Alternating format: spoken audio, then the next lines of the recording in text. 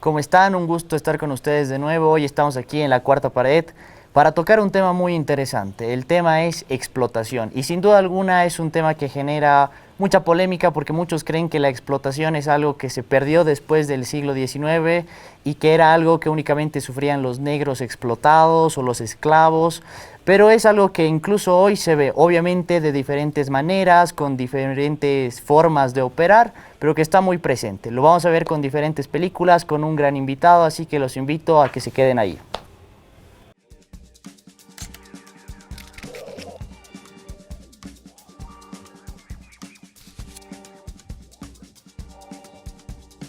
Bueno, estamos de vuelta acá para tocar el tema de la explotación. Estamos con un gran invitado, Juan Pablo Neri. Él es antropólogo, politólogo, antropólogo, ambas podríamos decir, y nos está trayendo hoy dos películas muy interesantes para analizar. Yo igual les voy a dar dos películas para que podamos ver y esperemos que se tenga un buen diálogo acá. Juan Pablo, es un gusto tenerte. Buenas tardes, Sergio. Para mí también es un gusto estar aquí y gracias por la invitación y las medidas de bioseguridad también. Hay que cuidarse para todos los que están en casa, igual mantener la distancia, andar siempre con el alcohol. Y bueno, ahora Juan Pablo nos va a presentar la primera escena que ha podido llegar a traer. Y bueno, ¿qué escena es? Bueno, la escena que yo he escogido es de una película del año pasado, inglesa, que se llama Sorry We Missed You, que es una película que ha tenido muy buena recepción en el público europeo, sobre todo en la opinión pública, ¿no? Es decir, no tanto en festivales o en digamos, sectores más elevados, aristocráticos, ¿no? Exacto, del entretenimiento. Y es una peli que refleja muy bien la situación actual de las clases subalternas o las clases trabajadoras, no solamente de Europa, sino, como vamos a ver, del mundo, ¿no? Incluso de acá. Y bueno, la escena que vamos a ver para empezar es la escena de apertura de la película, de hecho, porque es la escena que te plantea el problema en realidad, ¿no? Perfecto. La vemos entonces.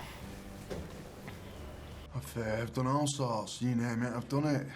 Mostly building work, groundwork, drainage, digging out, marking out, concreting, roofing, flooring, paving, flagging, plumbing, joinery.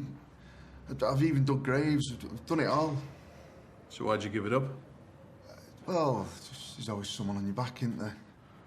And after spending all that time every winter on sites, freezing your balls off, well, it just gets a bit much. What about the landscaping work? Yeah, I loved it, you know. Out and about, different customers every day, different houses, different jobs. You know, I'm a bit of a grafter in that as well. It's just a shame the lads I was working with weren't. It's just a set of lazy bastards. So, yeah, I'd rather work on my own now and be my own boss. Have you ever been on the dole? No. No, I've got my pride. I'd rather starve first. Music to my ears, Ricky. Henry was right. You are a trooper. Let's just get a few things straight at the start, though, shall we? You don't get hired here. You come on board. We like to call it onboarding. You don't work for us. You work with us. You don't drive for us. You perform services. There's no employment contracts. There's no performance targets. You meet delivery standards. There's no wages, but fees. Is that clear? Yeah. Clear? Yeah, it sounds all right, yeah. Good, yeah. No clocking on. You become available. You sign up with us, you become an owner, driver, franchisee. Master of your own destiny, Ricky. Sorts the fucking losers from the Warriors. You up for that? Yeah, I've been waiting for an opportunity like this for ages. Just one more thing before we go ahead with the franchise. Are you bringing your own van or are you going to hire with us? I'll have a word with Henry, if that's all right. Just let me know. Like everything around here, Ricky, it's your choice. Bueno, fantástica escena la que nos trajo Juan Pablo. Bueno, quiero que me digas más o menos qué ves en esa escena, por qué la has escogido, qué es lo que dice y también lo que no dice directamente, pero sí expresa, ¿no? Porque ahora en el cine se tiene la mala costumbre de que solo vemos el guión, cuando en realidad no es una radionovela precisamente porque compone más cosas, ¿no? Y nos habla desde otras perspectivas. Exacto. Bueno, la escena es bastante ilustrativa de la problemática de la explotación en el siglo XXI en el contexto del capitalismo tardío, ¿no? Que es como se denomina el momento en el que vivimos de la historia. Como tú decías al inicio del programa, se tiende a pensar que la explotación, o el entendimiento popular del concepto de explotación es sobre el abuso en el espacio laboral o sobre determinadas actividades laborales que tienen que ver con el cansancio físico, el desgaste físico, psicológico, etc., ¿no? Y por lo tanto se tiende a pensar que existen determinadas actividades productivas, laborales, etcétera, que no tendrían que ver con explotación, ¿sí? Y entonces esa es justamente una cuestión que hay que corregir del entendimiento popular, en el sentido de que, en el sentido estricto, explotación, sobre todo en el sistema capitalista, que es en el que habitamos, tiene que ver con cualquier actividad laboral, productiva, económica, etcétera, en la que el individuo, trabajador, lo único que tiene para ofertar es su mano de obra, ¿no? Y el excedente que produce su trabajo es acaparado por otra persona o por otro grupo que se vendría a ser un grupo dominante. Entonces, si tenemos en cuenta esa noción de explotación, básicamente no existe actividad laboral en el sistema capitalista que no tenga que ver con la explotación, ¿no? Y eso tiene que ver con el sector industrial, con el sector de servicios, etcétera, pero también con el sector campesino, agrícola, que también es una creencia popular de que en esos espacios, por ejemplo, no existe explotación. ¿No? Exacto. Si quieres, más adelante podemos hablar sobre ese tema, pero en este caso, lo que la película está tocando es la nueva cara de la explotación en el siglo XXI, que tiene que ver con la flexibilización de la explotación y del trabajo en el capitalismo. Es decir, después de la Segunda Guerra Mundial y hasta los años 70, se establece un orden hegemónico y económico que tiene que ver con políticas de redistribución, que tiene que ver con todas estas ideas keynesianas de emplear a la mayor parte de la población en cualquier actividad para dinamizar el consumo, la producción, la demanda y de esa manera dinamizar la economía. Esto obviamente estaba pensado sobre todo en los países europeos después de la guerra, que tenían que reconstruir sus economías, que tenían que reconstruir sus ciudades, que tenían que recomenzar todo, ¿no? Entonces, en ese contexto largo, de más o menos unos 30 años, se crea, por ejemplo, el estado de bienestar, es decir, aparecen las políticas de jubilación, seguro social, redistribución para la educación, etcétera, ¿no? Y en el caso del trabajo, ¿no? se consolida el modelo fordista del trabajador que está empleado en un mismo oficio desde que ingresa al mercado laboral hasta su jubilación, ¿no? Entonces había esta estabilidad laboral. Obviamente, eso no quiere decir que fuera un modelo ideal. Los trabajos, las actividades, etcétera, seguramente generaban mucha frustración en las personas, etcétera. Pero a partir de los años 70, inicia lo que conocemos todos como el giro hacia el neoliberalismo, ¿no? Que tiene que ver con que a escala global se rediseña, se reconfigura la relación entre el sistema económico y de producción y el Estado, entre el mercado y el Estado, ¿no? Se privatizan las empresas, toda la función redistributiva y de gestión de lo social, si tú quieres, que estaba en manos del Estado, pasa a manos de los privados, ¿sí? Y con el tiempo, obviamente, la lógica del empleo también va cambiando. Es decir, los trabajos dejan de ser estos trabajos estables, de larga data, es decir, hasta que te jubiles. Y nace el freelancer. Exacto, y nace el freelancer, ¿no? Y además, nace este trabajador estacional, ¿no? Entonces eso también nos lleva a otra categoría bastante, digamos, conocida de la economía política, que es la del proletario, ¿no? Entonces el proletario fordista deja de ser proletario a tiempo completo y más bien entramos a una fase de semiproletarización, ¿no? Entonces las personas ya no trabajan todo el año durante muchos años, sino que trabajan por meses y después durante un tiempo, que puede ser de un mes o un año o más, están desempleados, ¿no? Eso obviamente favorece la explotación en el sentido de que los empresarios, los empleadores, por un lado se deshacen de la carga social, ¿no? Jubilación, seguro de salud, etcétera, y por el otro lado también pueden disponer de la mano de obra solamente cuando la necesitan, y cuando ya no la necesitan la liberan, ¿no? Y entonces en el tiempo en el que la mano de obra está liberada, que puede ser limitado o puede ser indefinido, obviamente toda esa población que se vuelve población sobrante tiene que darse modos de subsistir. Y se precariza. Y se precariza. Esa es la precarización. La precarización es no tienes estabilidad laboral y todos los beneficios que ello conllevaba, ¿no? Te vuelves un pedidos ya, digamos, en el exacto, tiempo. Y eso es justamente lo que muestra la escena, ¿no? En la escena, el empleador, el trabajador o el que está buscando trabajo, el protagonista, está ingresando en una empresa de delivery.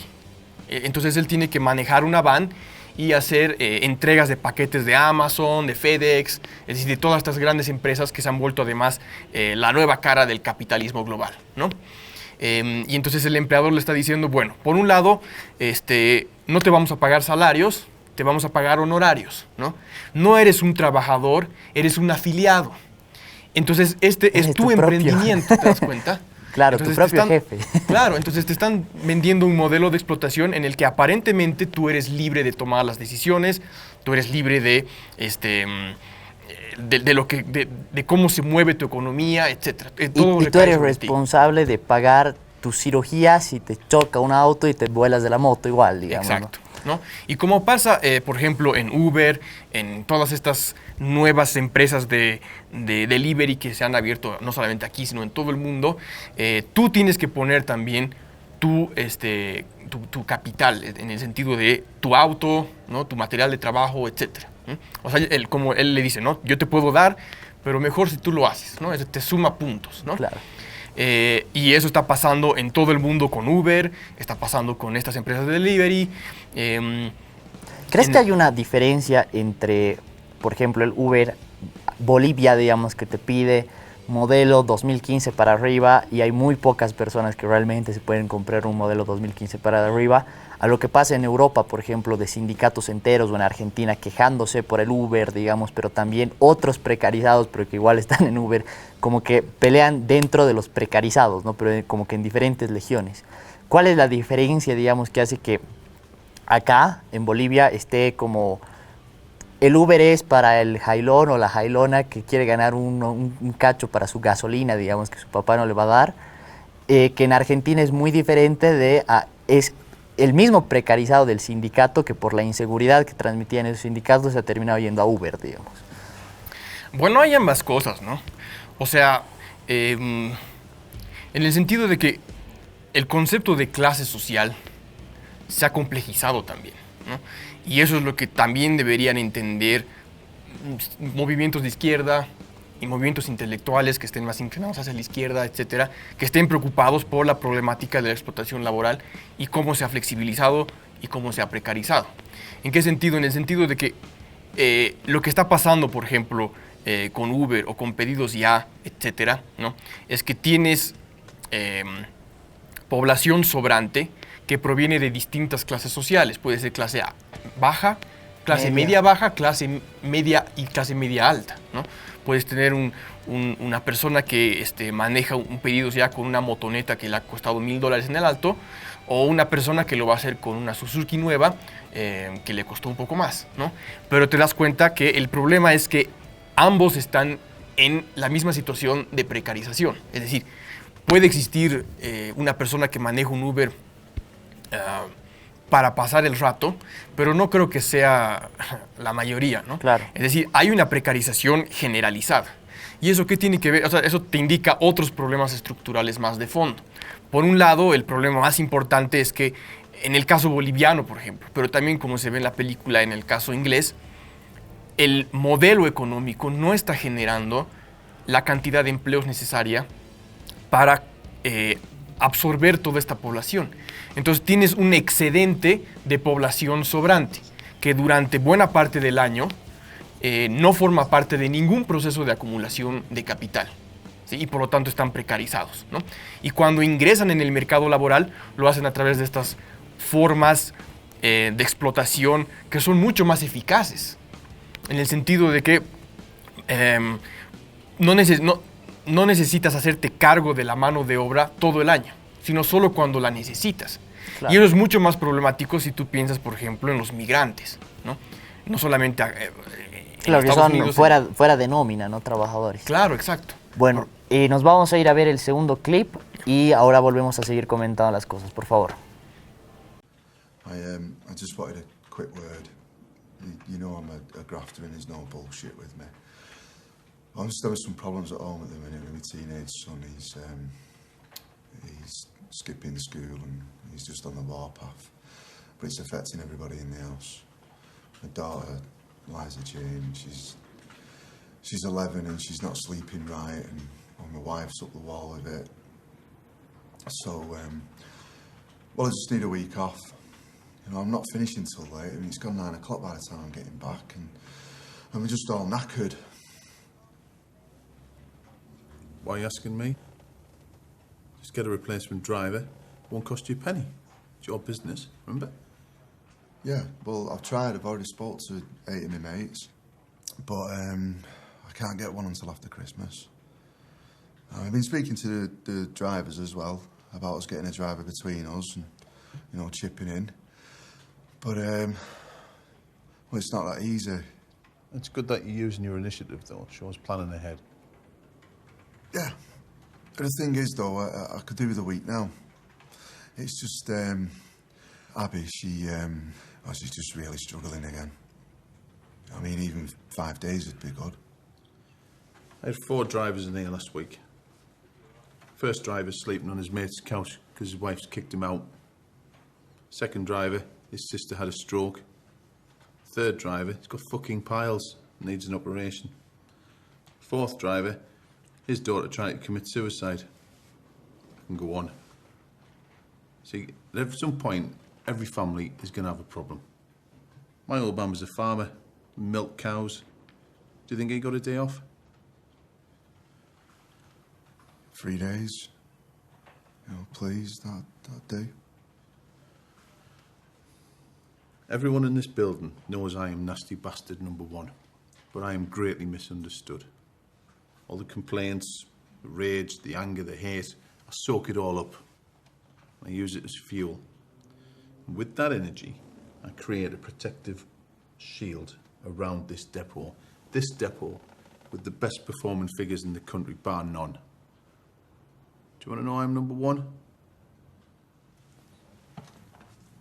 Because I keep this happy. All the houses you go to, all the faces you see, the people you speak to. Has anyone ever genuinely asked you how you are? They couldn't give a shit if you fall asleep at the wheel and go head on into a bus. All they care about is price, delivery, and the item in the hand. And all of that gets fed back into this box. And this box is in competition with all of the other little black boxes around the country. And it's that what decides the contracts. This decides who lives and who dies. I want Apple, Amazon, Samsung, Zara here for my drivers and your families.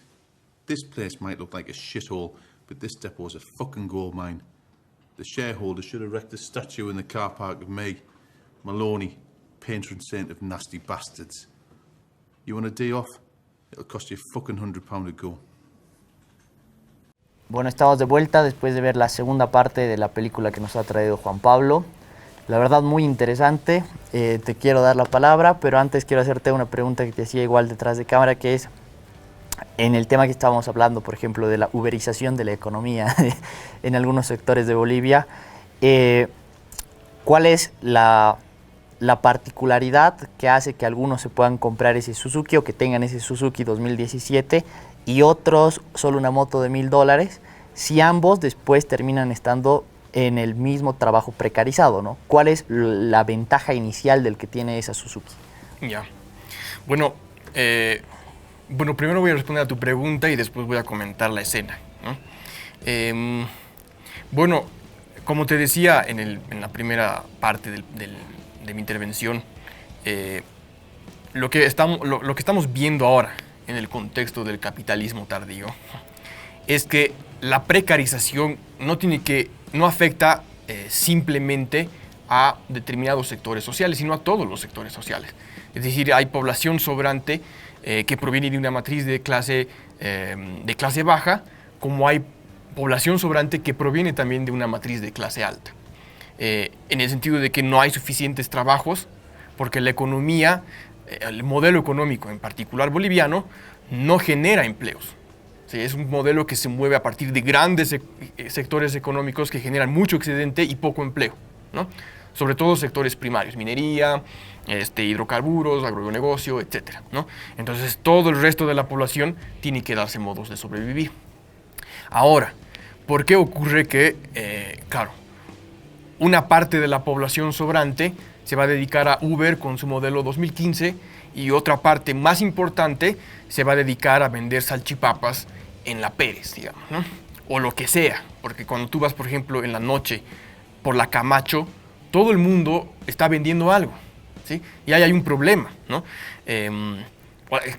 O están en la Isabela Católica igual, exacto, motitos de todas las empresas que hay ahora de delivery, ¿no? Exacto. Pero la mayor parte de la población está precarizada, ¿no? Entonces, imagínate, ya idealizando un poco, lo que supondría que se teja una solidaridad mínima entre todas estas personas, ¿no? Para hacer algún tipo de presión, para repensar el modelo económico y para repensar todo lo que está pasando en términos de flexibilización, precarización y obviamente las nuevas facetas de la explotación laboral, ¿no? Y justamente eso es lo que también plantea la escena que acabamos de ver de la película. Para contextualizar un poco, el protagonista le está pidiendo un par de días, si no me equivoco, a su jefe, ¿no? A su empleador, que en realidad no es su empleador, es su socio, digamos, ¿no? Pero para no hacer el trabajo porque tiene que atender asuntos familiares, ¿no? Y lo que el otro le dice es básicamente, todas las personas tienen los mismos problemas, ¿no? Y a mí me han venido a ver por el mismo trabajo una persona que tiene, que ser un pariente con cáncer o que el otro está enfermo, etcétera, etcétera, ¿no? Entonces todos tienen problemas y algunos seguramente tienen más problemas que tú, ¿no? Entonces, si tienes muchos problemas, simplemente te sales y le das esa opción de trabajo a otra persona, ¿no? ¿Cuál es el problema ahí? Es que la solución a los problemas económicos, etcétera, se la cargan al individuo, ¿no? Y una cosa que estás viendo en esta escena, como lo que estábamos comentando hace rato, es que no existe organización entre las personas precarizadas, entre las personas que están trabajando y que están precarizadas, ¿no? Es decir, en el caso boliviano, por ejemplo, no sé que la COP, ¿no?, cobije dentro de su estructura sindical a los motoqueros de pedidos ya, por ejemplo, o a la gente que está en Uber, o a la gente que está vendiendo cosas en la calle, ¿no? Porque como esas son actividades que no forman parte de un proceso claro de acumulación de capital, ¿sí?, entonces pareciera que eso no es trabajo obrero, digamos, ¿no? Y que no tienen claro a quién va, ¿no? Porque, o sea, los mineros que trabajaban en la mina de Patiño sabían que iba a acumular Patiño el dinero, ¿no? En cambio acá es como un anónimo, ¿no? Vas a trabajar para pedidos ya, que es como tú vas a trabajar para ti, pero va a haber algo de lo que recibas que se va a ir a alguien en Colombia, o no sé dónde es la sede, pero se va a ir a esa persona que ni siquiera conocen, ¿no? Acá te quiero preguntar algo que no está necesariamente en esta escena, pero que es otra lectura que también le han querido dar desde la izquierda. Me parece que no la han podido como que direccionar bien, porque para empezar, Negri ya hablaba del obrero social en los 90, cuando hoy estamos en otro mundo a nivel tecnológico de los 90, ¿no? Y ha querido como que hacer que compagine su lectura anterior con la que tiene ahora, de decir, todos trabajamos todo el día, digamos. Cuando dormimos es el único momento en el que no trabajamos, porque no estamos dando la información a Facebook o a Instagram para que se la vendan a empresas, ¿no? Que es una visión de obrero social un poco diferente a la que planteó en los 90, ¿no? Pero que quiere compaginar un cacho. Esto, de acuerdo a lo que tú dices, es bastante chistoso, ¿no? No se complementa, pero sí es como que genera una especie de espejos en las que por un lado estamos precarizados, pero por el otro estamos trabajando todo el tiempo, ¿no? Exacto. Como tú dices, por un lado, lo que tendríamos que hacer, ¿no?, es entender cómo se están dando los procesos de acumulación de capital ahora, ¿no? Y lo que tú decías, por ejemplo, que ya fue un escándalo mundial, ¿no?, con el tema de Cambridge Analytica y demás. Efectivamente, cuando estamos atados a nuestro dispositivo de ubicación satelital y demás, estamos contribuyendo a un proceso continuo de acumulación de capital, ¿no?, que además se traduce en un acaparamiento grotesco de recursos, por ejemplo, por parte de Mark Zuckerberg en Facebook, etcétera, ¿no?, o Jeff Bezos en Amazon, etcétera, ¿no? Es decir, parte de, o sea, el consumo también se ha vuelto un medio, digamos, de acumulación de capital, o sea, como trabajo, ¿no? Es decir, el trabajo de consumir, ¿te das cuenta?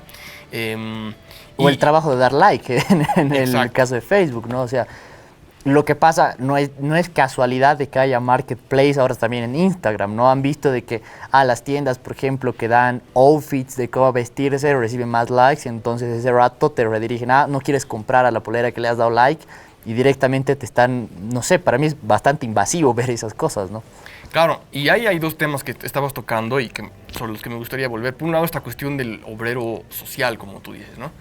En particular en el contexto de la pandemia, por ejemplo, que hemos vivido el año pasado y seguimos viviendo, durante el encierro, mucha gente ha pasado de trabajar un horario específico de 8 horas al día a trabajar 24 horas, ¿no? Porque como ya estás trabajando desde tu casa y estás atado al dispositivo, entonces todo el tiempo te podían hacer seguimiento, etcétera, etcétera, ¿no? Entonces no ha sido como un momento de recogimiento, si tú quieres, sino más bien un movimiento de ampliación de la explotación. Y por otra parte, volver a un tema que estábamos hablando con respecto a la película, que es la ausencia de organización, ¿no? Es decir, cómo hay un acompañamiento ideológico a toda esta precarización del trabajo. De eso vamos a hablar en el siguiente bloque, por favor. Vamos a ir a ver la película, pero antes, todas las empresas que precarizan acá pueden poner su publicidad porque somos precarizados y queremos la publicidad. Así que nos vamos a la pausa y recuerden que pueden ver una película con una cerveza, con un buen internet, con un buen teléfono celular, y para todo eso tenemos espacio aquí para hacer una gran promoción. Así que vamos a ver el siguiente clip. Lamento llegar tarde. Yo estaba almorzando y... Hablemos de los distintivos. Ahora, yo llevo 15 piezas hoy y me parece... Bien. 15 piezas es el mínimo. Bien. De acuerdo. Ahora, es decisión tuya si solamente vas a usar el mínimo. O... Está Brian, por ejemplo. Tiene 37 piezas de distintivos hoy, ¿ves? Y es divertido. Bueno, ¿usted quiere que use más? Mira, Johanna. Sí. Se pueden comprar hamburguesas donde sea, pero vienen a Chotki's por la atmósfera y la actitud. Por eso los distintivos. Es divertido. Sí. Entonces quiere más, ¿verdad? Mira, solo queremos que te expreses, ¿de acuerdo? Ahora, si tú piensas que el mínimo es suficiente, está bien. Pero algunos escogen usar más. Y alentamos eso, ¿sí? ¿Tienes deseos de expresarte o no? Sí. Sí, bien. Eso es lo que quiero. De acuerdo. Bueno, volvemos.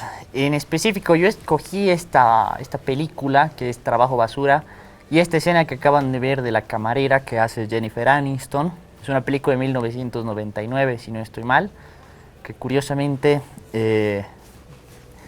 podríamos decir que había una perspectiva rara de cómo iba a ser el trabajo, ¿no? Por cómo las computadoras iban avanzando y todo eso. Pero ahí se veía algo que hoy todavía podemos ver, que es precisamente la explotación a nivel un poco emocional, ¿no? El trabajo emocional que te piden. Y lo peor es que todavía no se toma como explotación, ¿no? Yo te estoy más bien alentando a que seas feliz, digamos. Te estoy alentando a que puedas sonreír y a que trabajes, y le dice, ponte los pines, ¿no? ¿Por qué tienes solo 15 pines si eso es el mínimo? Te puedes poner más. Mira a este Jack O'Brien, que creo tiene 37, y le dice, expresate, ¿no? Expresate. Y es algo bien chistoso porque es como el sé libre mientras te oprimo tu libertad, digamos, ¿no? Y es, creo, esa lógica del trabajo emocional que prima mucho, y prima mucho, yo creo, sobre todo en estas empresas un poco que de los emprendedores, ¿no? El emprendedor, digamos, hace su empresa y les pide a sus empleados, tienes que atenderlos con una sonrisa, porque aquí no te estamos dando solo el producto, sino que te estamos dando un empleado que te sonríe, que te pregunta cómo estás, o el típico, no sé, el de Starbucks, ¿no? Que es lo más conocido quizás a nivel mundial. Te trato tan bien que te pongo tu nombre, no sé quién eres, digamos. Y de esa manera, igual, uno no tiene la obligación, y esto es bien chistoso, ¿no? Uno no tiene la obligación de ser feliz, pero ellos te obligan a ser feliz secuestrándote la felicidad. Y es algo muy constante que pasa, ¿no? Y cómo las empresas, de alguna manera, se han dado cuenta que además del producto, lo que más vende es lo que ellos denominan el trabajo con los recursos humanos, ¿no? Y tratarlos bien para que atiendan bien, cuando en realidad la persona que está con un problema con su hijo, digamos, o con su esposo y viene y que tiene que poner una sonrisa, realmente no le está pasando bien, y el de recursos humanos no está haciendo bien su trabajo al decirle sonreír, digamos. ¿Qué opinas de este tipo de explotación? Bueno, como tú bien dices, la explotación no funcionaría sin sin el elemento ideológico, ¿no? Bueno, un poquito, digamos, para contextualizar, la ideología es un concepto bastante amplio, ¿no? A veces se tiende a pensar que la ideología es simplemente un discurso falso, pero en realidad todo lo que hacemos, toda la forma en cómo actuamos, cómo nos expresamos, cómo pensamos, etcétera, es un fenómeno ideológico, ¿no? Y bueno, desde los inicios de la crítica al capitalismo, por ejemplo, en el Capital de Marx, etcétera, el elemento ideológico está presente, en el sentido de que, a diferencia de, por ejemplo, en el feudalismo, que tú eras un siervo o un esclavo, lo que fuere, en el capitalismo eres un trabajador libre, ¿no? Ingresas libremente, entre comillas, al mercado laboral, ¿no? Y todas las decisiones que tomas también son libres, ¿no? Y esa es justamente la principal falacia ideológica que hace que el capitalismo se mueva, ¿sí? Y precisamente, como tú señalas, ahora, por ejemplo, ¿no?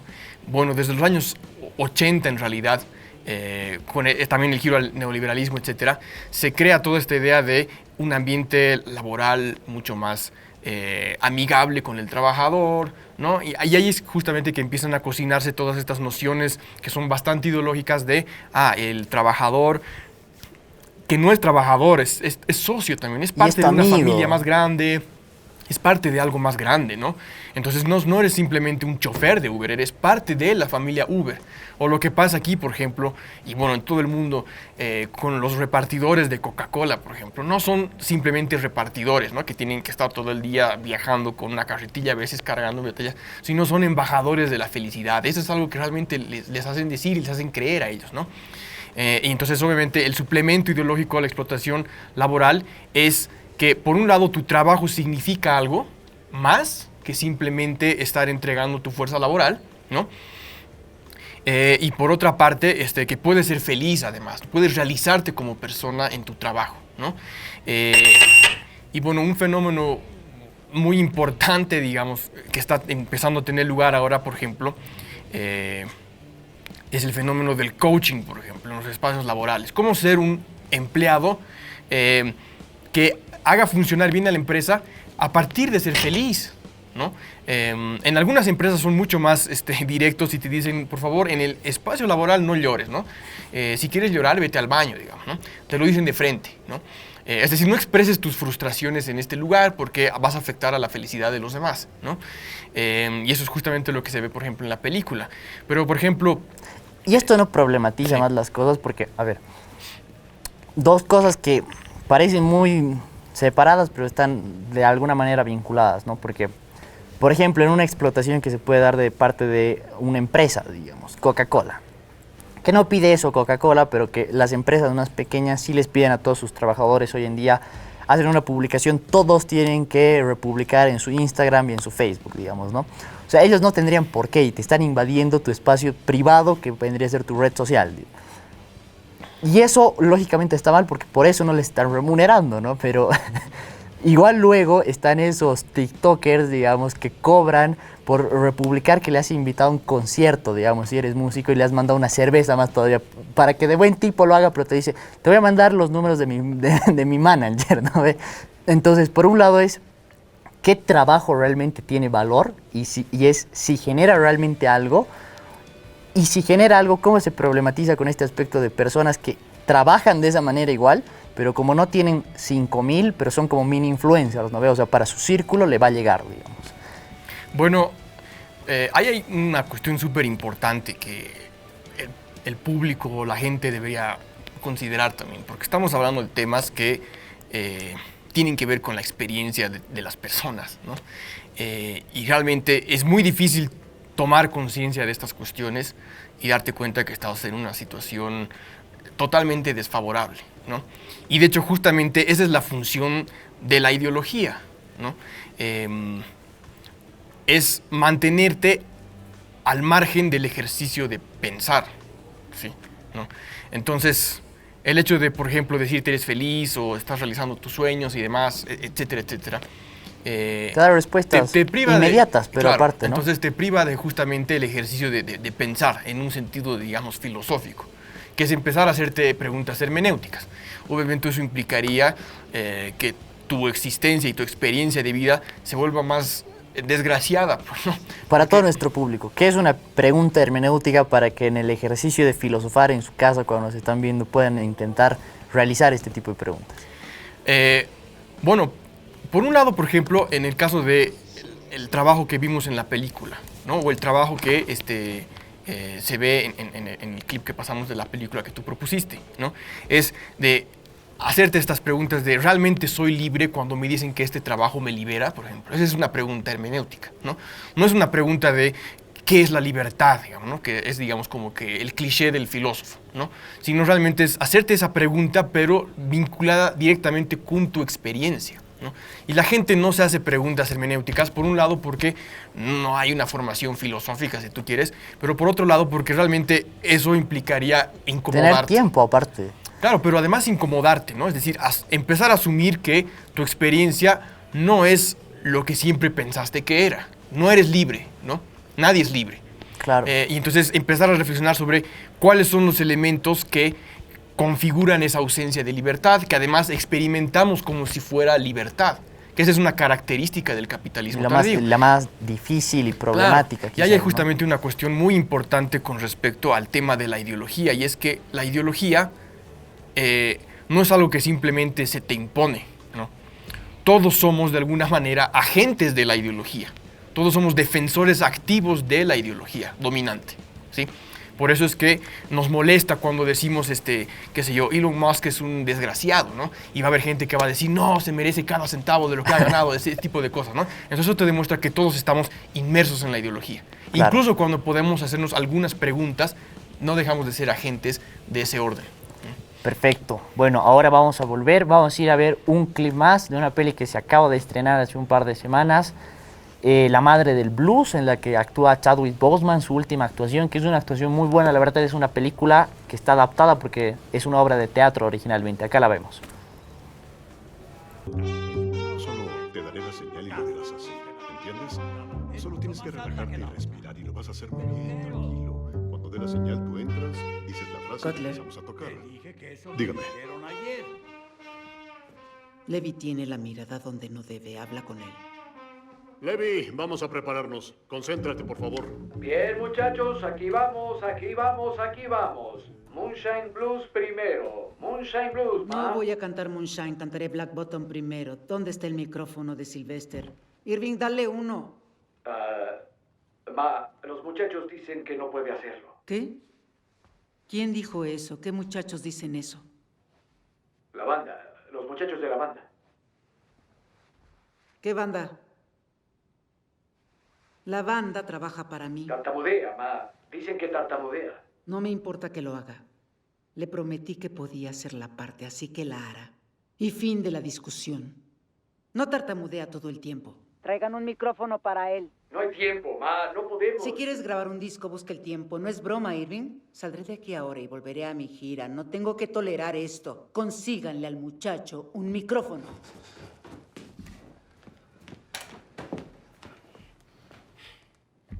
Levi, sé que tuviste que ver con esto. Mejor ten cuidado. Fue Kotler. Fuiste tú. Eres el Él tartamudea, no puede hacer la parte. Pueda o no Todos se lo dan va a cuenta. hacer y tú no vas a hacer nada. Me da igual lo que hagan, que cante toda Así la es canción. como me si eso es lo gusta, que gracias. quieren. Solo tendrá una oportunidad. El costo No de me esto... importa el costo, siempre hablando sobre el costo. Yo genero más dinero para este grupo que todos ustedes juntos. Si se equivoca, seguirá hasta que lo haga bien.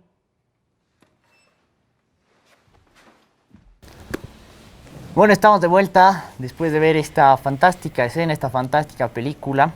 Me costó un poco escoger la escena porque no hay una en el que en específico toque, sino que es en el desarrollo de toda la película. Entonces eso lo hace muchísimo más interesante para verla entera, pero también complicada para escoger, ¿no?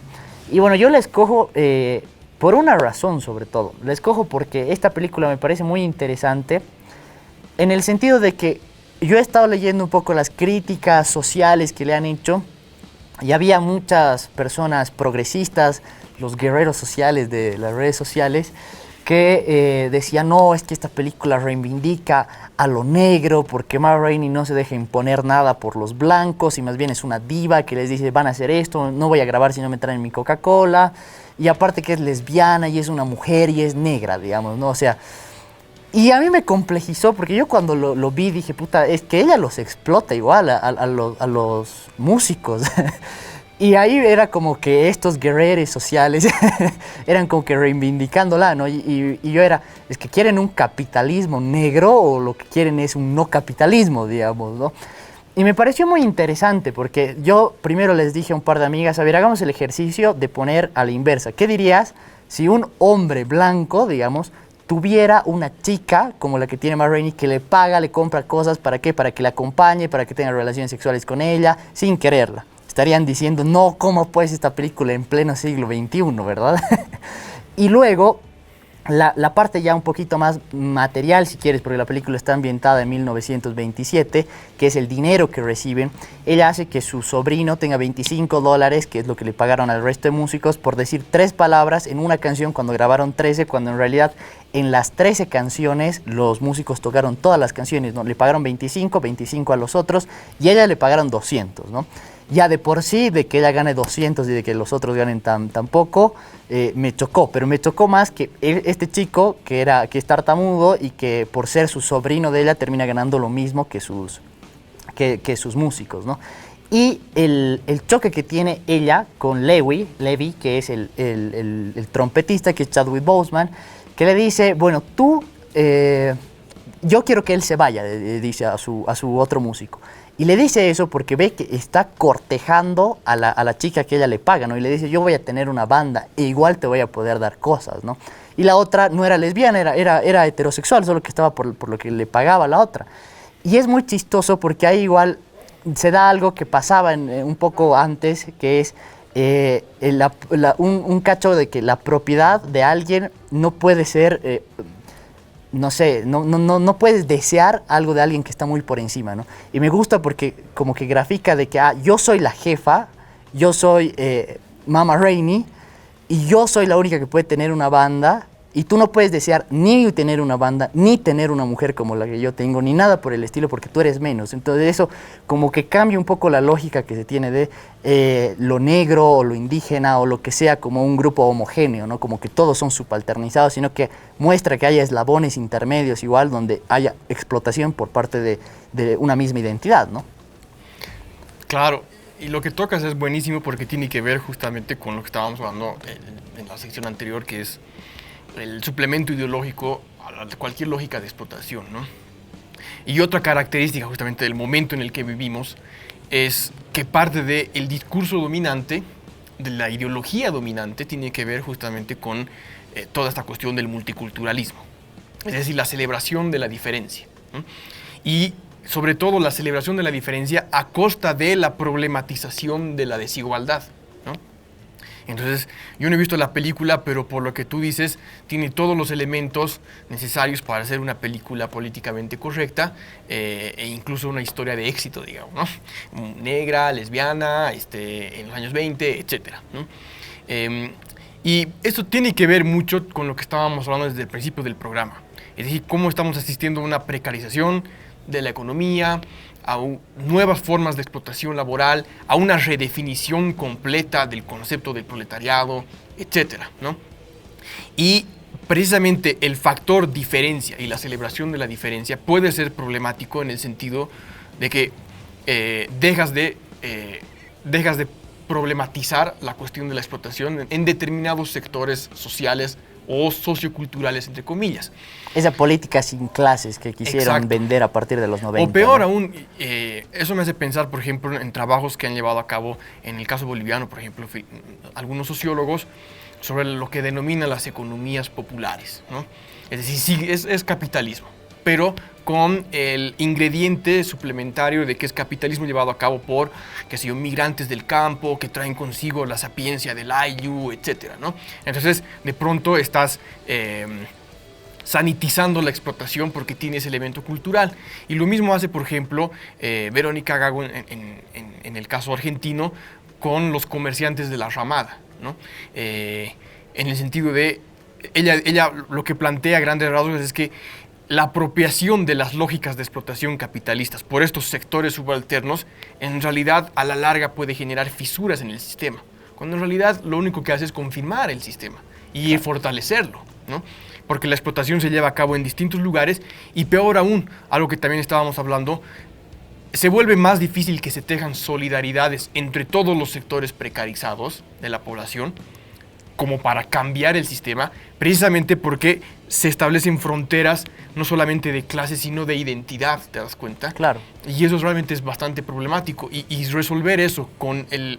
Y esas lógicas con dicotómicas, el eufemismo, ¿no? de economías populares es un ejercicio, sobre decirlo, muy ideológico, ¿no? Claro, esa idea de las dicotomías identitarias que anulan las clases y no ve que hay eslabones intermedios igual de clases que permiten precisamente el vaivén entre una y otra, ¿no? Muchas veces. Exacto. Y ahí justamente vamos a sonar como marxistas anticuados, ¿no? Que no está tan mal, ¿no? Para algunas cosas, pero efectivamente la cuestión de la clase sigue siendo central, ¿no?